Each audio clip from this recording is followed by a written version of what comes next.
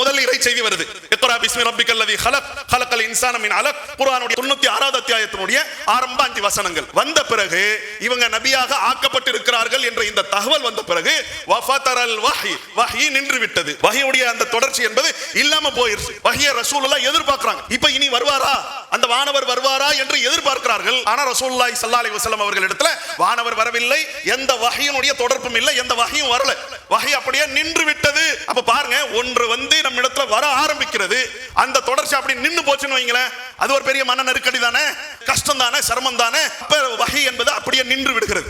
நின்று எந்த அளவுக்கு நின்னு போச்சுன்னா, ஹிரா குகையிலே வஹி வந்த காரணத்தினால தான் பயந்துறாங்க, வெளியே வந்துட்டாங்க. வந்தவர்கள் கொஞ்ச நாள் அப்படியே பழகுறாங்க, கொஞ்ச நாள் அப்படியே தன்னை வந்து சுதாரிக்கிறார்கள். சுதாரிச்சு மீண்டும் அங்கே போய் உட்கார ஆரம்பிக்கிறாங்க. மீண்டும் அந்த வஹி நமக்கு வருமா என்ற அந்த எதிர்பார்ப்பு இருக்கக்கூடிய அந்த சமயத்திலே சில தினங்கள், சில வாரங்கள், ஏன் சில மாதங்கள் கடந்து ஹிராவில அமர்ந்திருந்தவர்கள், எதிர்பார்த்து கொண்டே இருந்தவர்கள், என்னடா நம்முடைய எதிர்பார்ப்பு பூர்த்தி ஆகவில்லையே என்று சொல்லி ஹிராவில் இருந்து இறங்குறாங்க. இறங்கி கீழே நடந்து வந்துகிட்டே இருக்கிறாங்க.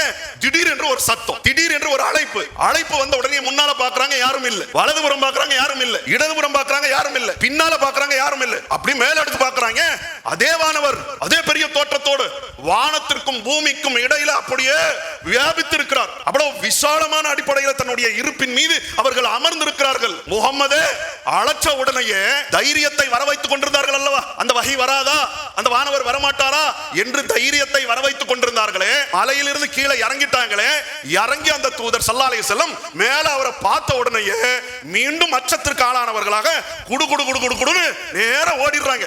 எங்க போறாங்க? மீண்டும் அதே மனைவி அவர்களிடத்திலே. அல்லாஹ்வுடைய தூதர் ஸல்லல்லாஹு அலைஹி வஸல்லம் அவர்கள் வீட்டுக்கு போறாங்க.